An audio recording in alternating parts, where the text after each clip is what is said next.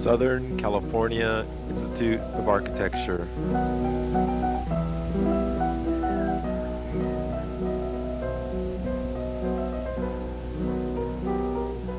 Presents Geltaftan, earth, water, air, and fire.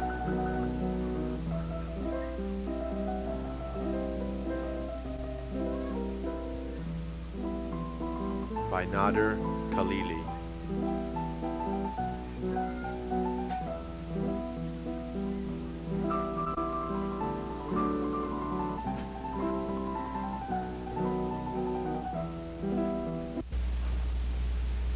Seven years ago, I had a very successful architectural office both in Tehran and in California. One day I closed my office, sold my shares to my partners, and bought a motorcycle and drove to the desert. The desert villages of Iran, to follow a dream.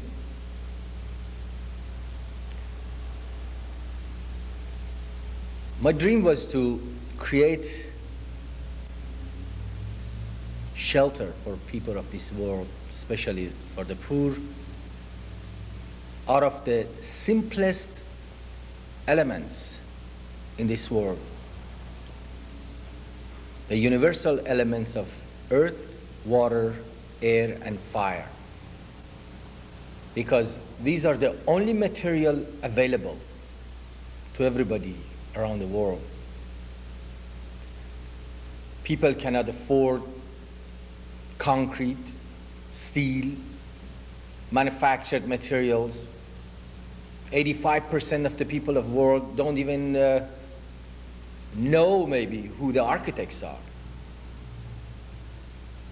And so the dream that I have for all these years was to create shelters for the people who cannot afford anything but their hands, the labor of their hands, and the earth under their feet. In those days, I took my little boy one day to the park across the street. He was 4.5 years old, and we started going around the park. The parents had brought their children, and they started having their children run around the park in a race. So their game became a match among children. They ran around the park, and of course the bigger ones always came out first. And my boy, who was the littlest, he came out last every time. And in the fourth time around, he came to me and he said, Baba, I want to race alone. I could understand, how can you race alone? You have to race against somebody. But then it dawned on me, well, why not? So I drew a line for him, and I counted 1, 2, 3. And when everybody else was gone, he started running. He went. This time he even came back later than usual, but he brought a yellow leaf. And next time he brought a yellow leaf and a flower. And he seemed to have enjoyed his race. And of course, every time he came out first. So this became the name of the book that 7 years later I wrote and published, Racing Alone. To me, competitions and racing is valid, but there is a higher plateau that we can work with, the higher plateau that is above the competition and racing. In that plateau, it's the achievement which is the most important thing. Achieving your dreams, achieving for whatever you set out.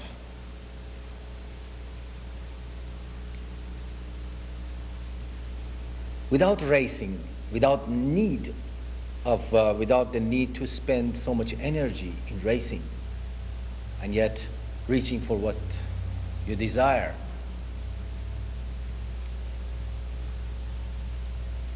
Now, that was the philosophy and thought that I started my pilgrimage or my odyssey into the desert, that it took me for 5 years to race alone, to try to follow those dreams.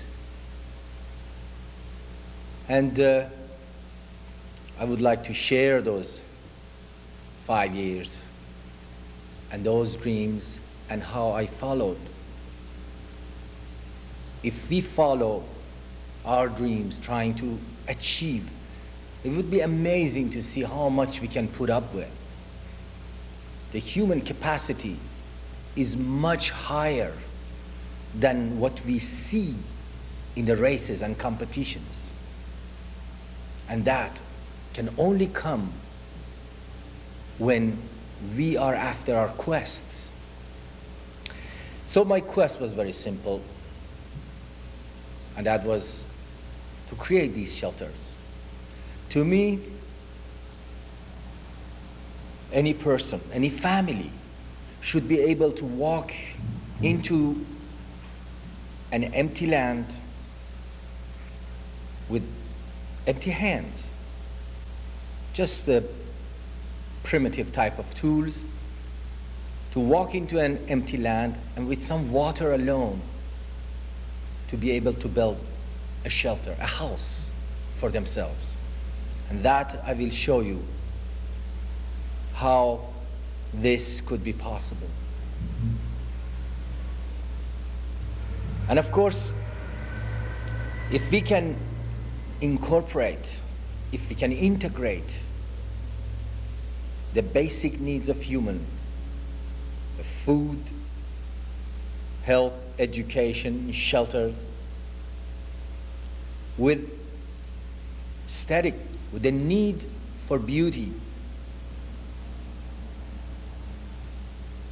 in the basic philosophies of architecture, then we have achieved what I call the true architecture. What I'm going to show now is some slides of that 5 years of odyssey or pilgrimage that I made, and some projects. At the beginning, I will show some background of the earth architecture of the Middle East, and mostly in Iran villages. And after that, I will get involved in showing the experiments that I made, and then some actual projects. I will also try in some points to compare the cultures of the Eastern world and the Western world in some of the slides that's related to the living environment.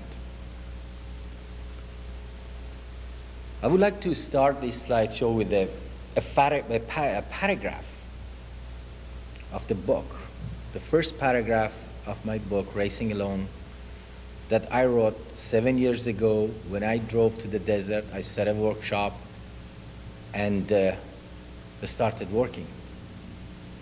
The first paragraph was about building a wall, and I built that wall. I have built a wall in the desert, a tall wall, a wall 5 knees high. It's casting a cool shadow on the scorching land. The walls grow much faster than trees here and give better shade for less water. With 1,000 buckets of water, I can build a tall wall to give me shade for 1,000 years. Each bucket of water in exchange for a year of shade, and the earth of the wall is the token of the land. So I started my work by building a wall. And now I will show you from that point on with the slides. These are the pictures of Taos Pueblo, the architecture which is created from earth and has lived and learned to live with the nature around it. Centuries ago, these buildings were built from the earth and adobes, and they are still serving great purpose in providing good shelter for the people who have created them. To the left, you'll see a small form of dome. That is a bread oven. This form came around many centuries ago. It was created from the earth and built as bread ovens, and it stays the same for centuries, as we can see here to the right. And yet, in different parts of the world, centuries ago, the same form became structural members. In the Middle East countries, like Iran, because of the lack of timber for the structural members, they learn to cover their shelter with small pieces of material like adobe or rocks or stones. And while the Indian bread ovens continue to be used as a utilitarian form for its functions, that part of the world, the entire structures were created out of the earth using the same form. Even cities were built out of earth. Here is a picture of one of the desert villages of Iran called Boshruye. To the left, as you can see, the entire city is created from the earth, based on the philosophy of permanence. This is the architecture, built, designed, and lived and created, all based on that philosophy, how to live in harmony with nature. They have irrigation systems here called qanat, means underground aqueduct system, that water flows for over 30 miles underground and comes to the surface with gravity, based on the forces of gravity. There are ice making systems that are built by a single wall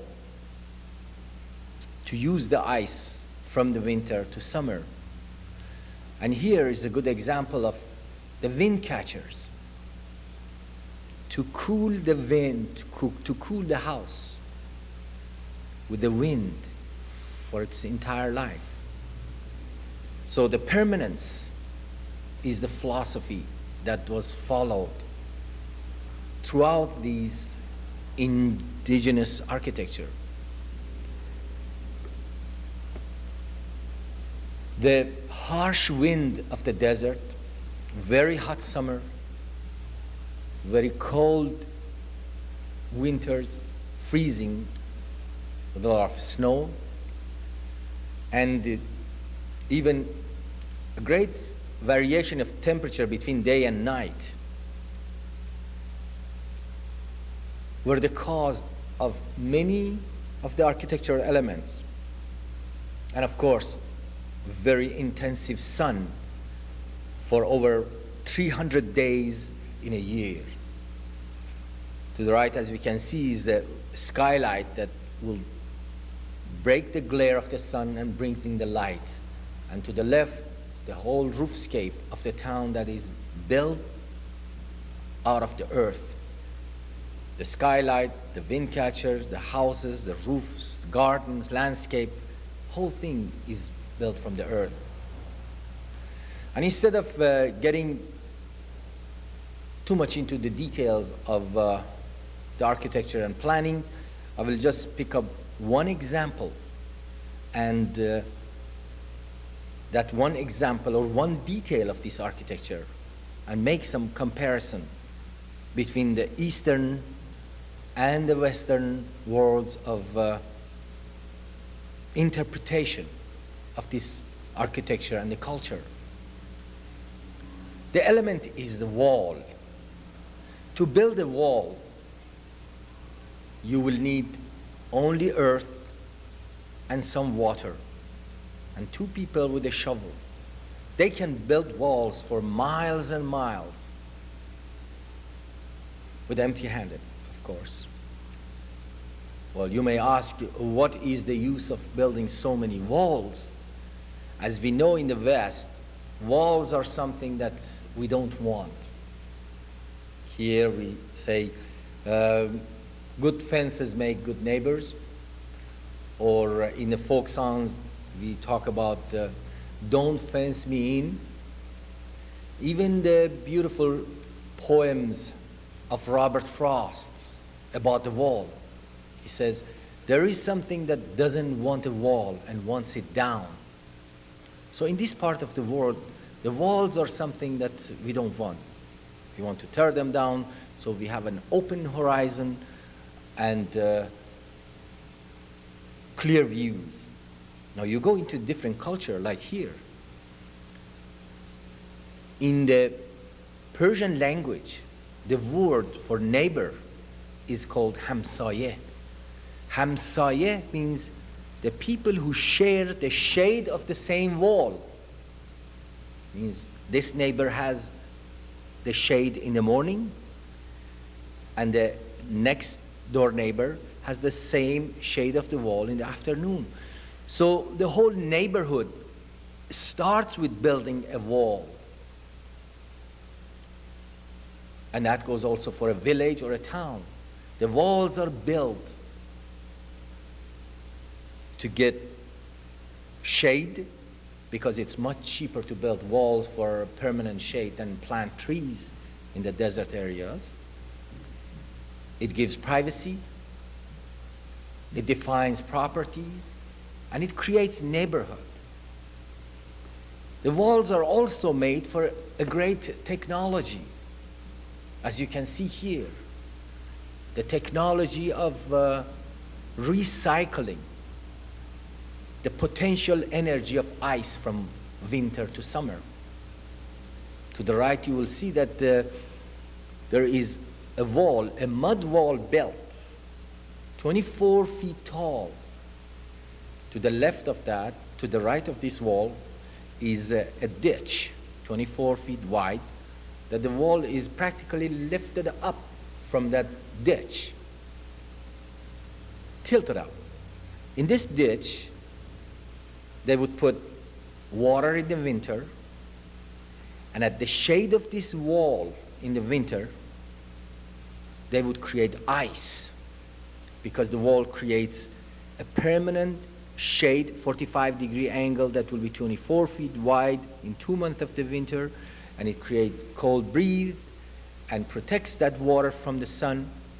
So every night they would take a layer of the ice, and when it becomes a block, they would put it into a pit.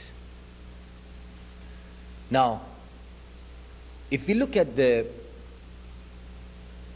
energy figures in this country, in the United States, around 9% of the total energy is created, is used for making cold air or ice. The cold energy or ice is one of the most expensive type of energies that is there, because for heat, you set up a piece of paper or wood on fire and you have the heat. But for cold air or ice, you have to use fuel to create electricity, use that electricity with machineries, and create and build freezing equipment or cooling equipment, and then use that energy or electricity with this machinery to create the cold air or ice. It means 3 steps of energy consumption to create cold air or ice, because we are trying to get the cold or ice from the heat.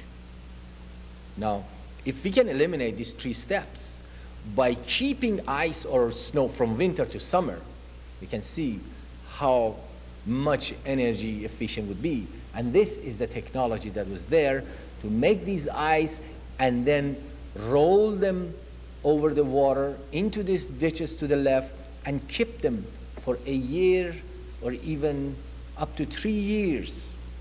Now at the Princeton University, I heard and I read that they are making experimental studies and working on creating big chunks of ice and keeping it for 2 months, and then use part of that cooling for a cooling system, possibly. Now here is an old technology that existed for over 2,000 years to keep the ice and snow from winter to summer, or even up to 2 years, without any use of electricity or mechanical, as we know. Now, we tried to rebuild one of these ice pits, or yakhchal as they're called in Persian, for the new purpose of keeping the ice from winter to summer. Now this time for cooling, for ice cold storages, for cold house storages, or for cooling of the buildings, which by itself needs another slideshow maybe to show how this work was. But the idea is that same wall. Now these same walls, the architects who have gone to the West and have learned the Western concept of wall, of something that you don't want. It is wall, something that you should tear down. Coming back into their country without the knowledge of what these walls were stand for, they start tearing these walls down. And we forgot. We couldn't even know what these walls were stand for, so we tore them down for modernization reason, to build gas stations and cheap apartment houses, and even high-rise buildings that are very poor imitations of the West, which by itself is a great discussions of how much necessary are these high-rise buildings in the third world countries where there are plenty of lands. And most cases, they will not fit into any criteria that are needed for building high-rise buildings, like the city utilities or economic reason or cultural reasons. But I'm not getting involved in high-rises. I want to talk about the positive and good points, and that is the earth.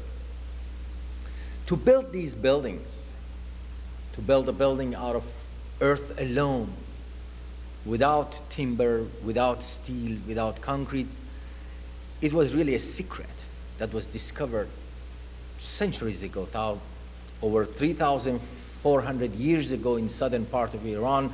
The first vaults that they were built still exist. Now, where these domes and vaults originated, there are many different views. But the ones that were created and built in Iran centuries ago, as I have seen and known them, are similar as far as the secret of building these forms are concerned with most other domes and vaults around the world. The great secrets for these vaults and domes are that you can build a roof, you can cover a shelter with small pieces of adobe or stone without the need of any structural timbers. These buildings are based on the philosophy of working in harmony with gravity. Now, if you have a flat roof like this building, we'll see that roof will tend to break eventually because the roof is in tension and the gravity of the earth pulls it down. Once we start making that flat surface into curvature, a curved roof, what it means once it becomes a dome, the more the gravity pull, the stronger the different molecules of these structures become. And we can only destroy it by crushing them. It works on the principle of the way nature works. If you dump a carload of earth, you will see that it takes a shape, and that is not square. It is a conical shapes. When you pick up an egg and you put between the palm of your hand at two ends, no matter how much you press, you will never be able to break that thin egg because that egg is working in a complete compression, just the way spider webs are working in complete tension. So structurally, these forms are the strongest, as we see that they come in later on built as steels and concrete, and the latest as Buckminster Fuller's geodesic domes. They are all based on that same principle of working in compression. They are also more advantageous in most cases than the flat roof as far as the environment is concerned, because once you have a flat roof, the sun hits over it 12 to 14 hours a day. And as soon as you start curving that flat roof, then you will have a shade zone and a sun zone. And once you have a shade zone and a sun zone, it means you have the two different temperature and of course an air current underneath. Also a flat roof, the breeze and the wind move parallel to it. And once you curve it, it catches the breeze, it catches the wind. So not only structurally they are sound, but environmentally they fit very well into many climatic conditions. So with all these principles, these structures and these cities, thousands of towns and villages were created from the earth to learn to live in harmony with nature, to catch the breeze of the desert by backing the wind catcher toward them and catching in the breeze in the vacuum end, by using the gravity and using the sun for heating and the wind for cooling and so on. But this architecture, this great architecture, has its own drawbacks too. It has its shortcomings. One of the greatest that we know of and we hear about is the earthquakes. The earthquakes can come and destroy the entire earth architecture as we know it. Now this here is the city of Taos. An earthquake of 7.7 magnitude in Richter scale came and destroyed this city. Almost the entire town was destroyed. But interestingly enough, when I visited and studied that 7.7 Richter earthquake compared to this one, which is 7.2 in Southern California, earthquake of San Fernando Valley, I think it was 1970, you can see what the intensity, what the magnitude of these two earthquakes were, of that one and this one, comparing. Now, when I visited that town, I saw some very interesting structures.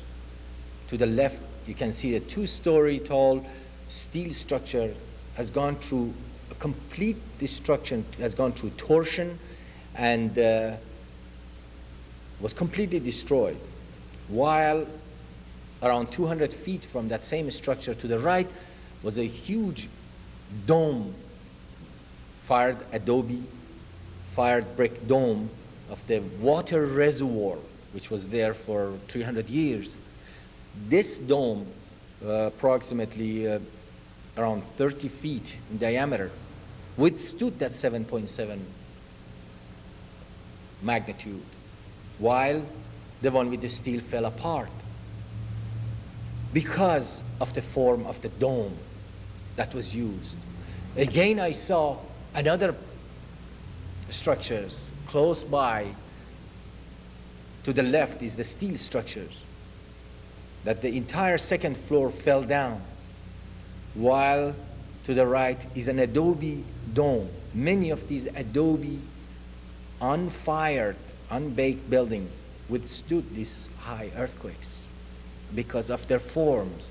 The form of dome is the strongest against the earthquake because it distributes the horizontal forces equally. It resists. Now, to the left, as you can see, the steel columns are standing strong. Now, what it means is there is nothing wrong with the material. I'm not saying that you cannot build steel and concrete building that they won't withstand the earthquakes. No, I've built many of them myself in California. You can build steel and concrete structures that withstand earthquakes. But the material alone is not enough. And most parts of the third world where they use these steel and concrete, that is the only thing they use, the material. As you can see, the steel is standing fine. It is the welding, it is the joints. So the material should go along with the technology. If you design a building to withstand the earthquakes, you have to take the material, the steel, you have to have the design for structural engineering, you have to have the supervision and the technology that goes with the material. And that does not exist in most parts of the world. So the indigenous dome may be a better solution than putting up what they think is contemporary and better, which it was seen here. But the earthquakes are like airplane crash. They take, they get the big headlines. You know, we have had a lot of damages in the world. We see them every year. The damage is done by fire, the damage is done by automobile, the damages are done by earthquakes. Some of them get the big headlines, the others don't. The biggest problem with the earth architecture is not the earthquake. It is plain wet weather. The earth architecture, the buildings built with Adobe and clays, they just simply melt under the rain. And they lose their strength. They melt like sugar. So that is their biggest problem. As you can see in many of these buildings, just a small snow was enough to destroy. So my pilgrimage and my studies my research through these villages took me to many of these places, and I found the great architecture, and I learned from the natives how they learned to live with the nature and create the architecture in harmony with their environment. At this point, I found that possibly, if we could have made the same architecture a little stronger against the weather, against the wet weather, then we could make this architecture last as long as we want. And here was what I saw, to me, what was missing. One of the elements. The element of fire was missing into architecture. And it brought in my work with the new experiment that I wanted to do with fire. So my thought was, if I bring in the element of fire into this architecture, then I could possibly make it stronger. And this, again, you will see how these buildings are destroyed by rain and snow. So I went and I set up with a new thought of adding a new element, the element of fire, to stop the erosion that is created by water, to create an equilibrium, a balance among the universal elements of earth, water, air, and fire. You can use one for, against, or together to stop the destruction or bring a better equilibrium. I set up a workshop at the edge of the desert here, which was a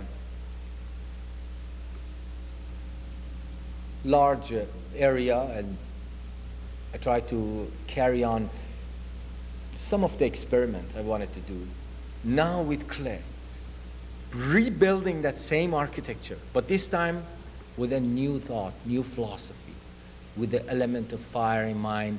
I went in and built the exact type of structures I explained, the walls, the domes, copied them, because these forms have come to us through ancestors, through generations, and they have served great purposes.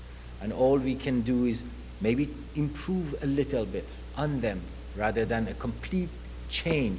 So I started building these to an ultimate ideal of possibly building one Adobe, one clay structure, like a vault. That would be a monolithic structure that you can even put on the base of a sand foundations. Because to me, with Adobe architecture, it's very difficult to withstand earthquakes. As long as we follow the same principle that we are building concrete buildings or steel buildings, because in those buildings, we build strong foundations, we anchor our walls into the foundations, and we wait for the earthquake to hit us, and then transfer that load up to the walls and try to resist it. With Adobe, we can't do that. We should try to separate ourselves from the earth as much as possible to create a monolithic structure to withstand any horizontal forces. To this ideal of possibly building a single shell and putting it on top of sand even to move over the earthquakes, over the horizontal forces and the waves, were some of the ideals that drove. So we started building these large models with clay alone. I was, interesting enough, after 2 years of work, I found out that I was way, way behind a man at the southern part of the city who was building these big bread ovens. So I closed on my shops and went and started working for him, because he knew how to build the huge bread ovens with 1.5 inch thick, around 3.5 centimeter thick wall, and one single rope. He would put that and put the rope around it, and when it would get dry, he would just take the rope out, and these huge bread ovens, almost like a small room that would take like 5, 6 people in it, were created like that. So my next step from here was, suppose we built a single room, and with earth and clay, and we want to fire it now. How do we fire? How do we fire a house? Because if we want to fire a pot, we make an oven, we make a kiln, and put this pot in the kiln, and then fire it. How are we going to build a huge kiln to put a house in it to be fired and take it out? So my study took me to many parts of the world to study the system of firing the kilns, making of bricks, Far East, Egypt, Europe. Finally, I found the answer again at the fork of the road in one of the villages. The way they have been building, making fired brick for centuries, by making the adobes, stacking up to the right, as you can see, thousands of them, like 200,000 of them, stacking them up, and underneath them setting a fire in a tunnel to fire all the way through. The only thing that is working as a kiln to the left, as you can see, is one thin layer of mud straw. Now, when to put that mud straw around the kiln, that is really the work of the masters of fires who knew that. So this was exactly the type of work I tried to follow. This became the great inspirations of, if I fire my houses from within, they can penetrate through the joints that are existing between the bricks, all the way to the outside plaster roof, and will be fired. And with this, looking at some of these buildings that were destroyed, went back again and thought, okay, these could be repaired, and a fire could be set within them and burned to become all stone and brick. And of course, all these works were done 3 years before the revolution in Iran. And around this time, the revolution broke, and there were most of the cities, almost all, were in great uproar, and many of the great architecture, modern architecture, were destroyed, which I think, well, the comments can stay, but they were really the interpretation of what could be modern were destroyed. But anyway, these works, while these things were happening, I was still continuing the works outside in the villages. Now this time I had more help from the students who were out of the universities, and revolutionary students, and many other helpers that came in from art, engineering, and architectural, and we kept carrying on our works really in the villages. We went to this village. It's not very far from the capital city. There was a village that 60 families used to live here, but most buildings were destroyed by rain or snow, and had either killed the people in it, or the people have left, so there were only 12 families left. And we took one of their houses, and we set up 2 barrels of oil on top, and a homemade torch underneath, and tried to fire and bake this old house. Now these houses were over 25 years old, but the adobe and clay has always water in it. Even if an adobe building is 1,000 years old, but you still have around 13 to 17% water in that adobe, because it takes anywhere between 350 to 500 and above degree Fahrenheit temperature for the chemical water to come out of adobe, and the weather never gets hotter than 120 anyway. So there is always enough water in adobe to become brick. Once we started closing the doors and windows temporarily, we took out the doors and windows, and the opening we tried to close it in temporarily, all of a sudden a new thought came to my mind. And that thought was, now that this building, the house has become a kiln, so why don't we put adobes and flower pots and some products, and while we are cooking the house, we can cook everything with it. So with this thought, I had them to tear down the wall again, and we went in and we filled up the room, and to use that, thinking that all the way the buildings have been the consumer of the products. But if we fill up and fire materials inside these rooms that we are firing, then the building can become producer of material. So that's what we did, and we filled up the oil on the roof that works with a torch that works with gravity system with the oil, and we set them on fire. Now, the torch to the right is a homemade torch. It's two pipes inside each other, two large pipes inside each other that are welded at the top and the bottom, and there is an air space in between. The sandwich air space. So what happens is the oil flows up, down from the roof in between this air space, and as we set the fire and ignites, the oil changes to gas and injects into the room, and as the fire goes on, it heats the body, it repeats.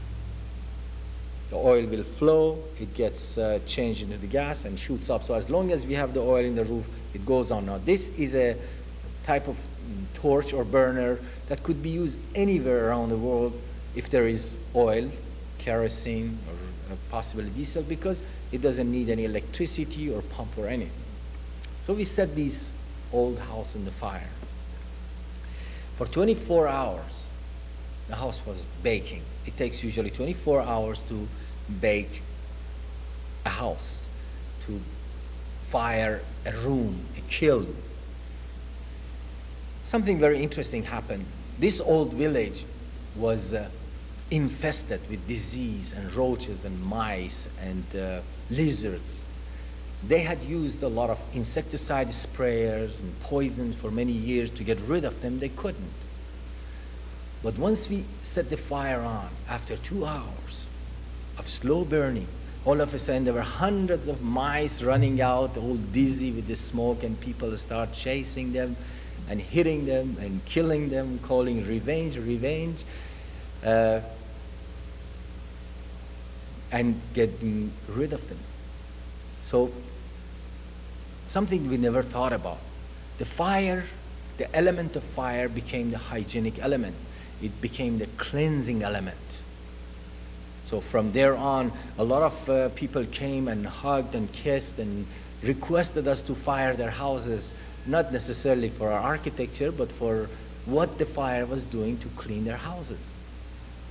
And later on, we set a system that maybe in their stable, they can take out their animals once a year and refire it for 2-3 hours to get rid of the disease or vermins, and even their own houses, if it is in a way that they can take out their furniture and refire it every couple of years.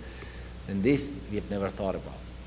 Okay, after 24 hours of slow burning and all the steams were out, then we let it cool for 2 days. After we opened it, of course, our client immediately wanted to know what happened, so he went under in the ceiling, and his wife and children on the roof start tearing down the wall and roof and ceiling to see what really has happened. Of course, it was very simple. The Adobe building had become fire, and it had become solid brick. That property of the Adobe and earth architecture that was the weakest to melt under the rain now has become the strongest point to stand against the water. And of course, by firing the building, you can fire it all the way to the greater fusion so that you create more monolithic structure, much stronger than what it is as built in Adobe's.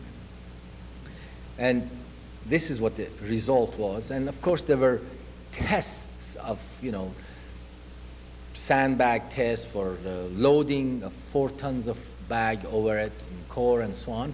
But the answer, well, these things were not needed because the answer was there, really. 3/4 miles from the village was the answer. One day when I had to explain what I was going to do after 4 years of going through the search in desert, one day I came across this little structure in the, before reaching this village. I came down and I studied it. I knew it's a kiln. So I brought in all the villagers here and I asked them, what was this? How long is this here? They said, well, this has been here for 50 years, for over almost a century. We've abandoned it. They used to make aqueduct, clay aqueduct in these. And it was a big kiln, but it has been abandoned. So I asked them, how come your buildings, your houses that you live in and you protect it every year, and they look like this? How come your buildings have been falling apart under the rain and water? And you say this thing has been sitting here for almost a century under rain, snow, flood, earthquakes, everything. How come? One of the old men from the village looked at me as some sort of silly, stupid question. He said, can't you see? It's the fire. The fire has made this building so strong that even a cannonball can't break it apart. And of course, I stayed in silence for a few minutes, few seconds, and then they made the connections. And they said, oh, that's what you want to do to our buildings. You want to fire it.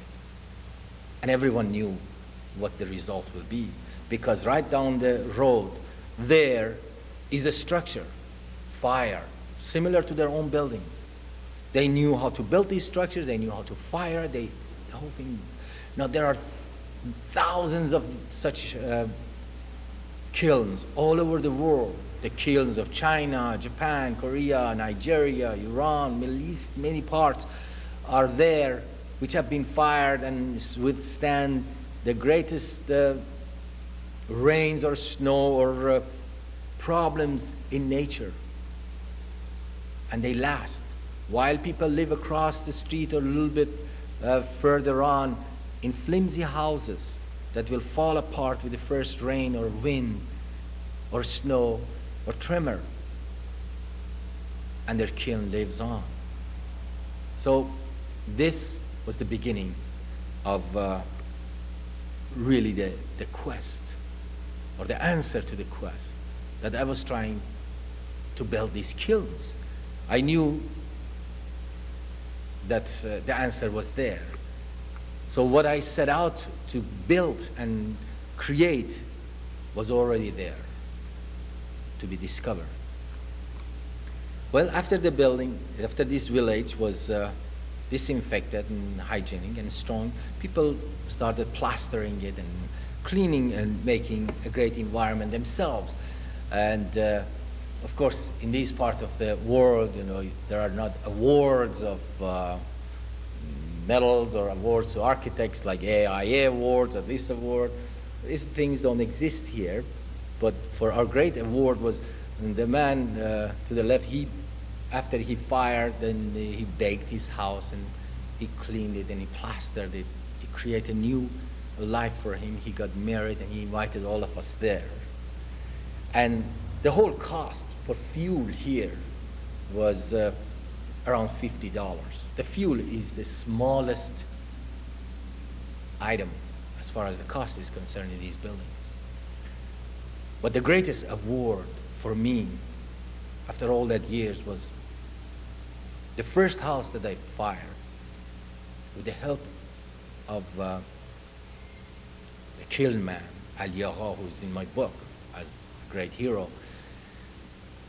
After it was fired, a lady, an elderly lady, came and start hugging and kissing and telling me that, look, for the first time in my life, now I can sleep comfortably in a rainy night without the fear of this roof collapsing and killing my children. And that was the greatest reward. Well, okay, the next step was, of course, exploring a new idea, a new way of firing the building and possibly glazing it. Now, when we look at a house like a kitchen or a bathroom, it's all covered with tiles. And what that means is we make tiles, we take it to the kiln, we fire it at the kiln, then we bring it back and paste it to the wall. Now here, the process is reversed. This time, instead of taking the material to the fire, we have brought the fire to the material. We have to fire the house, so we should be able to glaze this house and this building. And this was what we started doing it. We started to glaze one of the houses, ceramic glazing. Now, of course, ceramic glaze is an expensive item. If you buy it in a small cans and want to brush all over the house, it will be very expensive. It costs more than the cost of the house. But the man who knew how to make the native glaze out of broken Pepsi bottles, Coke bottles, he had grinded them. He had ground them. So we used ground glass and clay and made some native glazing, tons of it for a very inexpensive really price. Of course, at this point now, the main problem was, how do you apply glaze to the house? You know, when you have a ceramic bowl, you take it and you dip it into a glaze solution. And that, after it's dry, you fire it and you have it. But how do you glaze a whole house? How do you dip in a glass of solution? Of course, it seemed that the only way to do it was spraying the glaze over it. And spraying it becomes only possible in the places where there is pump and electricity and all the equipment to do it. And we had no way, we had no electricity, we had nothing at this point. So it took us several weeks to figure out. But again, the answer was there. The answer was very simple. And that was the use of one of the villagers' insecticide sprayer.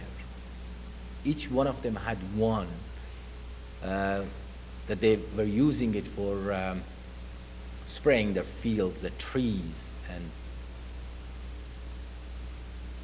the agricultural use of that.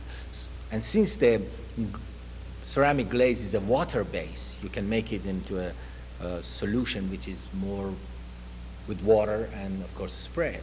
So that's what we did. We took one of the villagers' insecticide sprayer and put the glaze in it and sprayed it over the wall. It took an hour to cover the entire room, and we fired it. There's also firing that could be done with the oil, with coal, with wood, with natural gas, with animal dungs, with trash, with anything that you can fire. Whatever fuel is available at any point of the world, the best way of finding it is to go locally and ask what the potters or what the brick makers use the fuel and use that. After firing it for another 16 hours, we had more steam coming out of the buildings, and these were done during the snowy winter. Well, weather was very cold, but it was also very pleasant to stay on top of the roof, which was very hot. After that glazing, after the firing, really the ultimate in beauty came out with this first house. This is the first glazed house in the world. The ceiling, the walls, the floors, the shelves, everything was glazed. So what has really happened to this point was we did not bring in anything new to the world of ceramics, because the glaze was there, the mixture, the fire, everything. The only thing that has happened is it has broken the scale of ceramics. As we know, ceramic and clay in history has always been in the scale of human hand, something that you can carry around or two people can carry around. Now you would want a new scale. With this scale, new possibilities and new horizons opens up to us. The possibility of sculpting the interior of the houses, firing it and glazing it partially. You can incorporate the art of graphics, paintings. You can make shelves, bookshelves, stereo shelves, and fireplace, anything in the interiors, in the spaces. And then after they are there, then you can fire them with single fire or double fire and glaze it partially. And like these villagers, they wanted even their coat hangers to be made with clay and glazed. So they did. They also wrote their names on the walls to become permanent in glaze, because ceramics last that long. Now, this experiment of incorporating and integrating the art of ceramics into architecture, integrating the art of sculpting, painting, graphics into architecture. And this will be the last slide in glazing that I'll show you. It is the 4 words and the name of the work. The name of the project or the work is Geltaftan. Gel in Persian means clay, earth. Taftan means firing, weaving.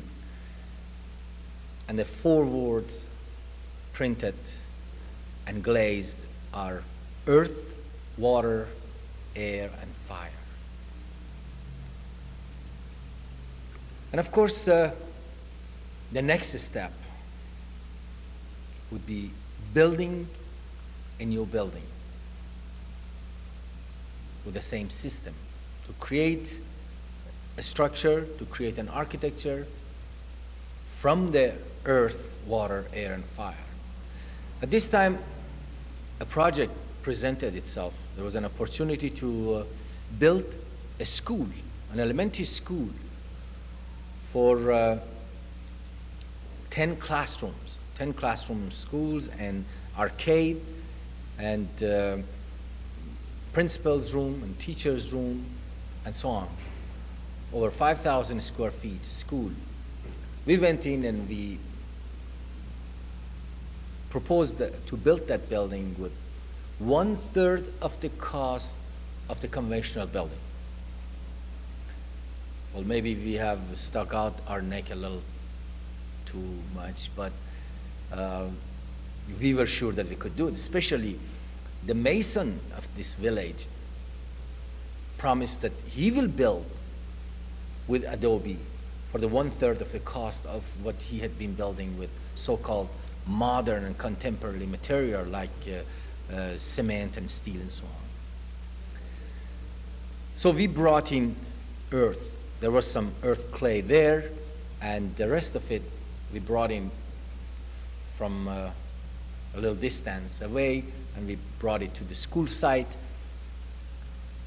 And since this is the only material that we brought, and that is, if you bring in clay, earth from somewhere else, even miles away, it's still okay because that's the only material you buy and you bring. And the mason of the village, the mason, brought the Adobe maker. Adobe maker and his son made the entire Adobes for this school. A month ahead of the construction, they started making the Adobes, so we had it ready. It was around or over 120,000 Adobes that this man and his son made individually, one by one. And of course, we'll build. Now, these are rows of classrooms. The classrooms, each classroom was built like a kiln. As you can see, in the wall, we provided a vent system, a flue stack.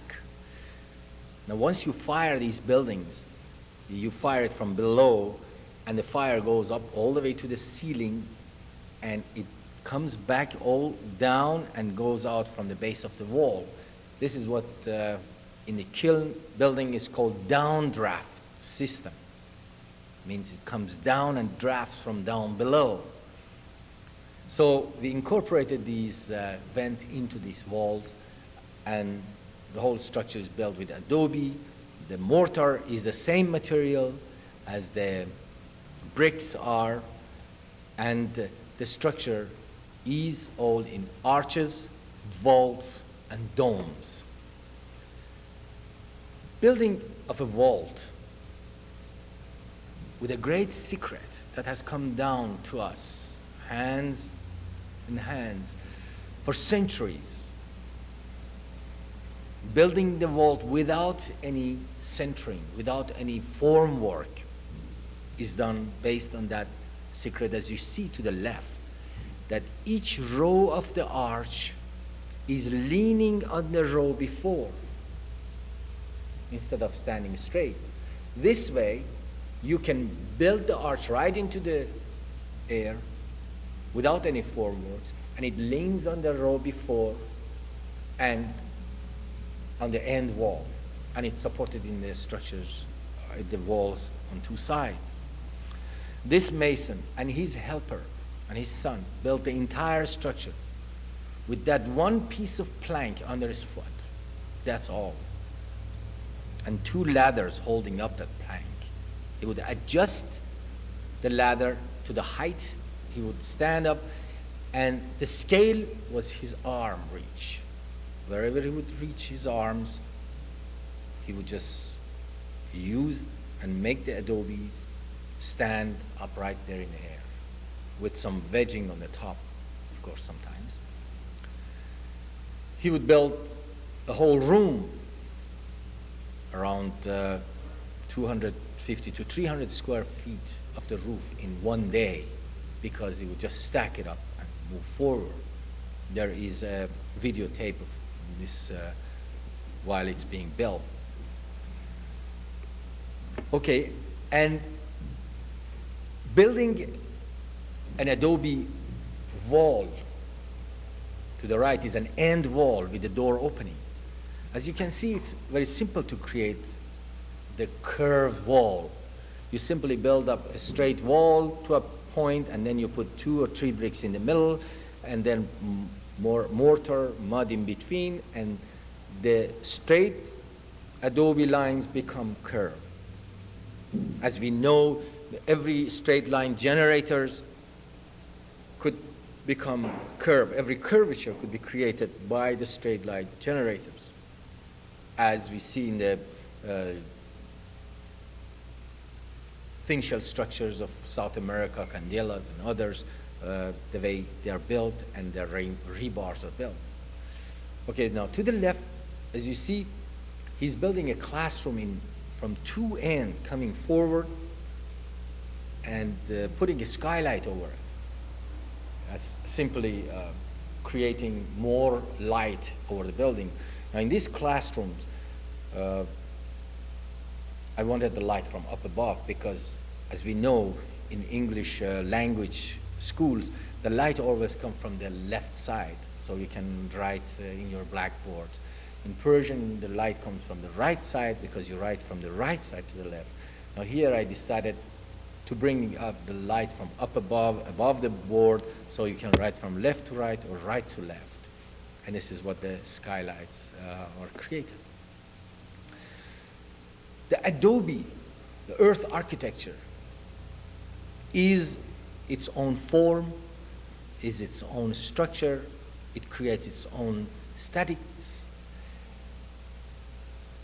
As we can see to the left, is building a window or a door.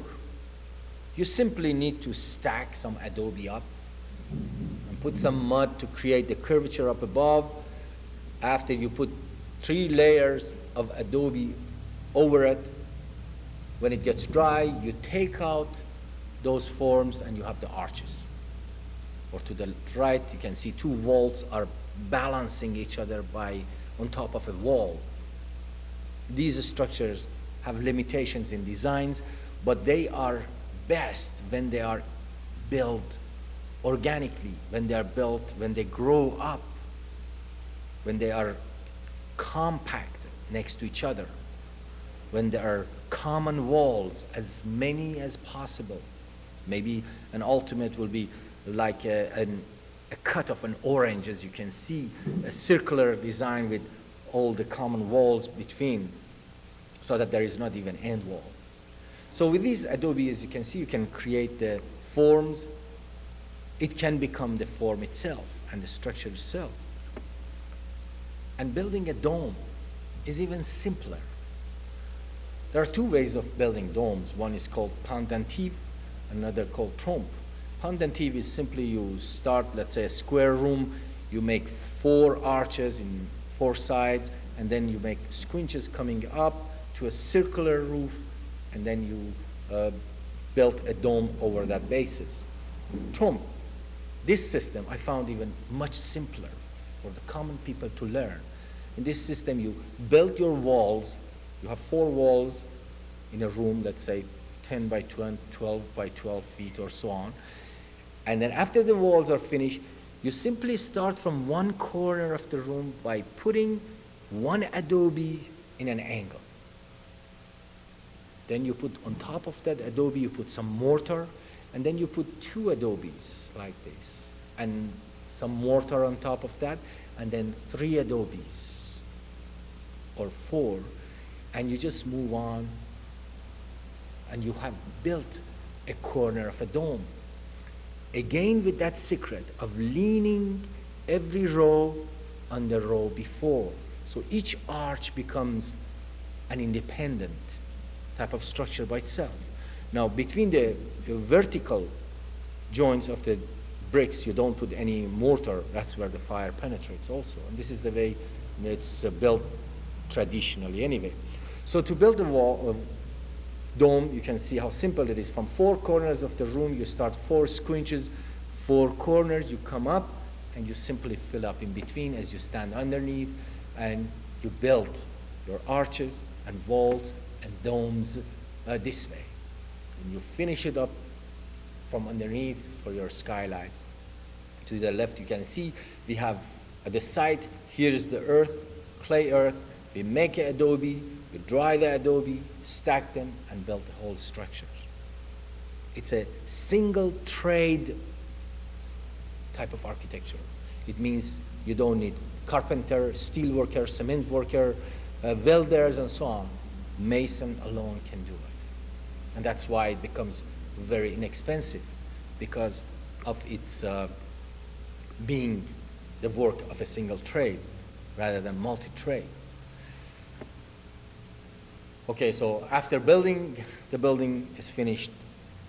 We put the temporary walls in front of the doors and windows of the classrooms, and the same system of simply putting up the torches under or on the side of the buildings to shoot, and then 2 oil barrels on top for the gravity flow, and then we set it on fire. Now to the left is the torch, a homemade torch that's shooting the fire from the door of the classroom into the classroom. Now we took this picture before we closing the window, the door opening with the loose Adobe, just for the photograph itself. Now once you have this shoot into the room, then your opening is closed with a dry Adobe with a thin plaster over it. so that after it's fired, you can take it out, because if you put with mortar in between them, it may fuse in some points that you cannot take, so you just put in Adobe. To the right, as you can see, the entire corridor is being fired by 6 or 7 burners at one time.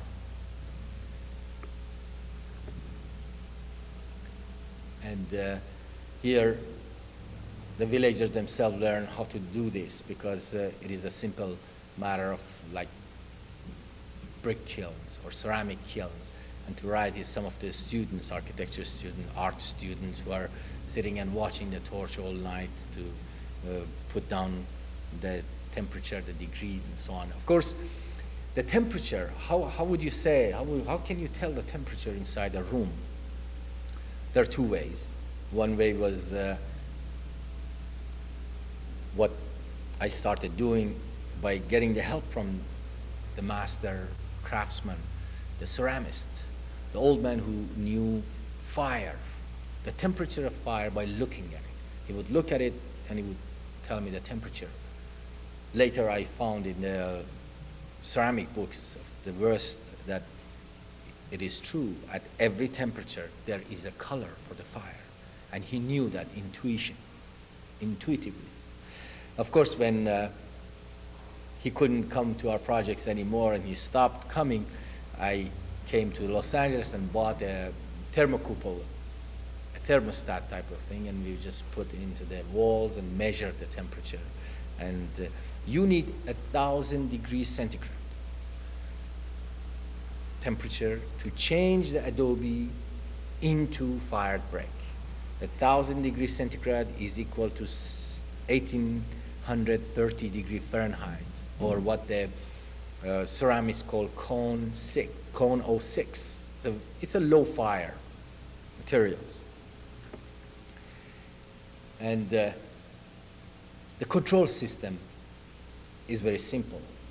After you put your torch in front of your doors and windows, then you have the faucet to control the flow of the oil, and as long as there is oil, the fire goes on, and it fires for 24 hours, and depending on how many rooms you have next to each other, if they are fired next to each other, the next room will be taking 20 hours or less even to fire. And the steam that rises from these buildings for around 14 hours is breathtaking. The view that it creates in the sunset and sunrise. We would lie down on the roof, on the hot bed that was under us, and watch the stars while the steam were coming up. The way you fire these buildings is very slow firing at first. For several hours, you only raise the temperature like to 200 degrees, 300 degrees Fahrenheit, until the steam leaves. And once the steams are all finished, around 400 or 500 degrees, then you raise the temperature all the way. And here, the students on the roof checking the steams. It is advisable not to go on the roof for the first 12 to 14 hours, because at some points around 700 degrees Fahrenheit, the hard Adobe softens again. And since it's in compression, they start pressing. And if there is any tension, if there is any expansion and contraction, which there is, it is taken between each bricks. The difference between these buildings, these rooms fired, and a big piece of pottery is a big piece of pottery is one monolithic piece, while a structures of domes or walls or arch are hundreds or thousands of pieces with the possibilities of expansion and contraction, each one together, and they all would compress in contraction or expansion. And if there would be any change or any cracks, it is happening between the joints, which later on, as it melts and fuses together further, it could be observed, the fault part of structures to be corrected by building it a better arch, but then the biggest really problem with these structures while being fired is to learn how to fire them. Very gradually, very slowly at first, rather than starting the high fire, which will create a problem with the structures. And in this village was interesting. Again, one of the villagers, as we were firing our building during this crisis time, came in and said, was mother and two children, they brought in a big pot of potatoes. They said, well, cook us our potatoes on top of your roof. It took us a while to understand what they're talking about, and then we understood, well, why not? You know, while we were cooking our buildings, they would cook their pots over it. So we took out the pot on top of the roof where there is chimneys or flue stacks and put them there, and believe me, in 1500 to 1600 degree temperature, anything cooks within 15, 20 minutes. So we learned also from them that from then on, all the time we would bake our food and on top of the roof, and would use that temperature. One of the greatest economical factor in these sort of buildings is the use of the fuel. Every time you fire a ceramic kiln, you are wasting over 80% of your fuel in firing your walls and floors of the kiln over and over again. So it's usually less than 20% of the fuel, of the heat which is used to bake your ceramic, your pottery. The rest is wasted. Now in our condition, we only fire the kiln once. So we do not have that waste. The same thing is with the brick kilns. So with the temperature of wasted brick kilns, that we figured in the life of one brick kilns, the wasted fuel could be used to build over 4,000 houses of 2 rooms and a kitchen and a bath. Of course, after the fire is done and cooling, then your room has become brick. The Adobe has become brick, that's all. For greater fusion, it's possible to mix some flux with the mortar, or you make different types of structures in connection with each others. But basically speaking, if you build a dome and you fire it, it's strong enough. The fire creates that strength. The greatest change is the change of the character of Adobe into fired and solid bricks. So are the mortars. Now these places, when it was fired, all we had to do was really cut some materials with chisel, because that's all now you could do. The room next door was Adobe that would be broken by hand, but this room you could only break it by chisel, so anybody would come, would take a piece as souvenir, a piece of the house, a piece of the building. And after the building is done, you can plaster it with simple plastering techniques. The entire buildings here was plastered over the fired bricks. And for the utility lines, there are also simple solutions. You can put wood strips wherever your plumbings or electrical would want to go, and during the firing, the wood would be fired out and it creates chases that later you put on your utilities in it, or different ways of doing it. And you can also leave some of the ceilings exposed. Here in the old buildings, as you can see in the village, some of the older building could have also been fired along with the new buildings. And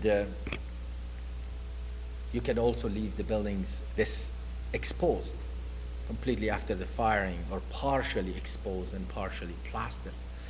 But the basic things to remember is the beauty that is created in these structures is the bone structure itself. No need for additional decorations or sections are there. You create the arches, the domes, the vaults, the basic structures, and the sun and the shade will do the rest. They can create beautiful structures. By the way, we did finish this school with a little over 1/3 of the cost as we had assumed. And we showed that one of the important factors in these works were that 94% of the work, of the budget, was spent in the village. It was only 6% of the money that was spent to import materials like wire and plumbing materials from outside. The rest of it was here. The earth, the building, the labor, everything. And they could create their own architecture, which was in tune with the philosophy of permanence and use of the sun and the wind as we knew it. The outside walls could also be plaster, or we can create the outside plaster with the mud straw so that the fire goes all the way throughout and bake the outside, or we can fire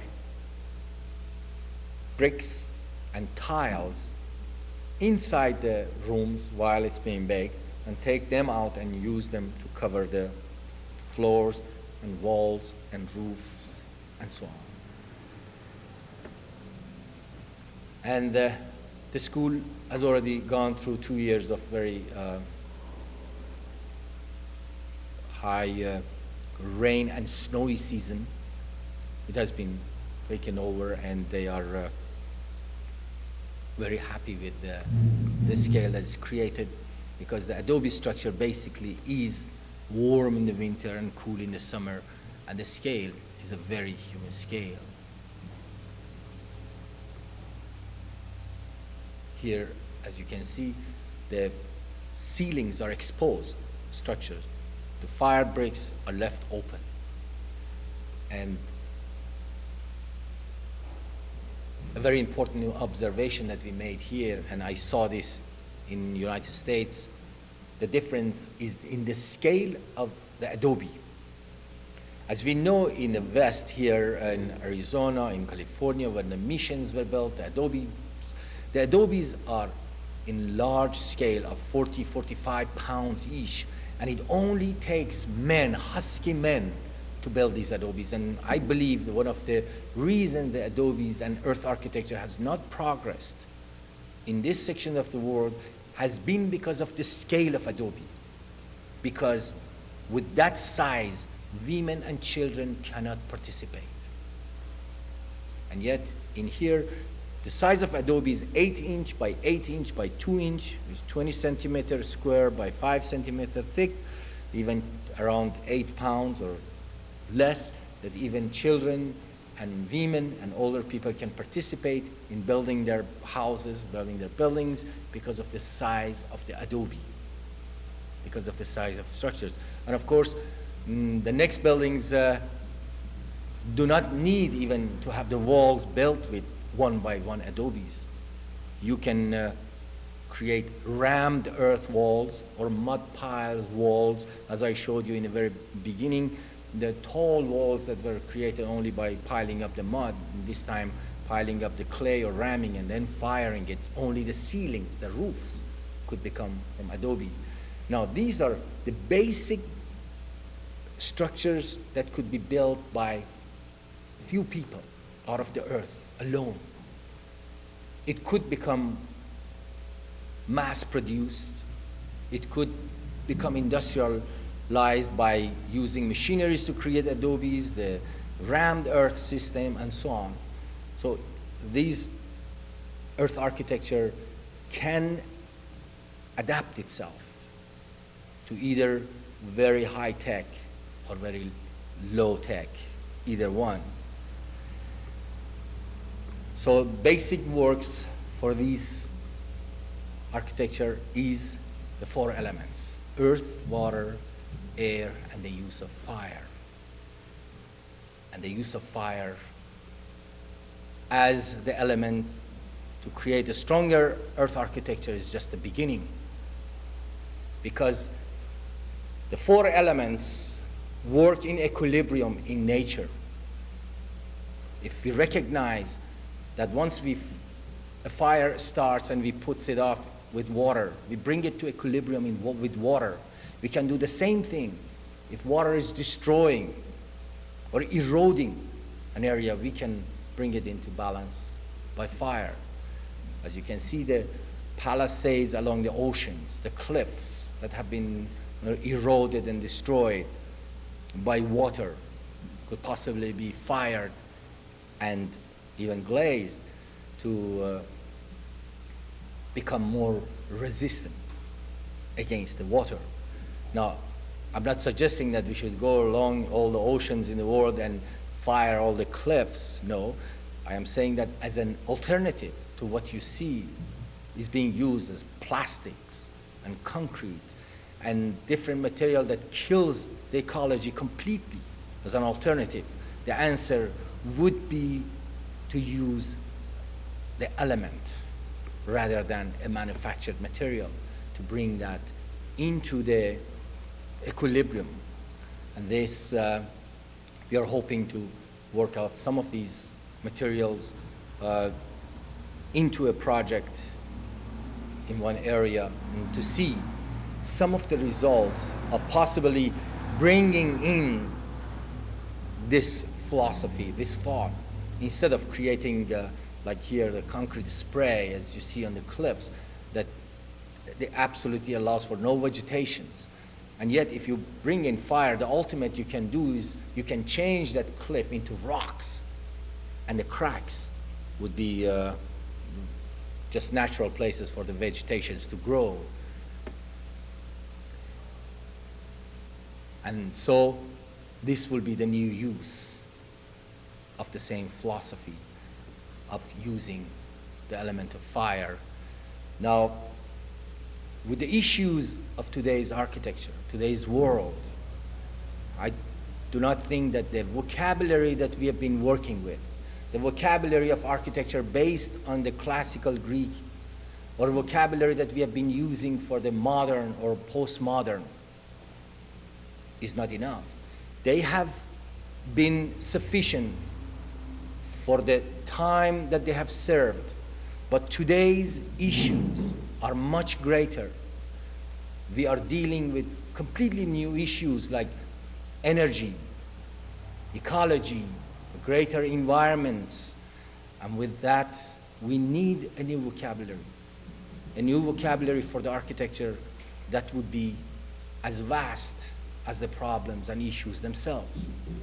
And to me, those vocabularies are the vocabularies that are based on the universal elements of earth, water, air, and fire, to create an architecture that can get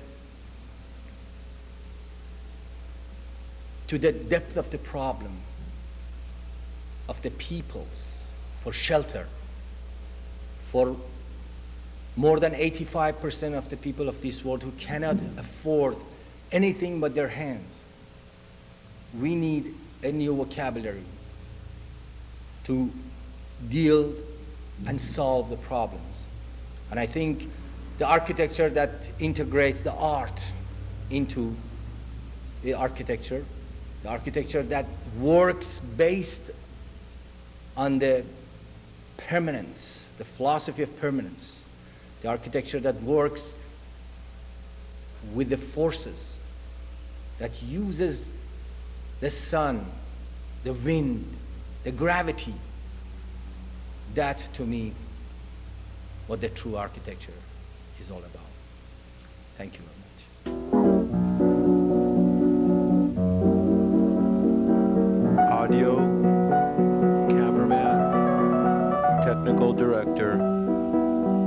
window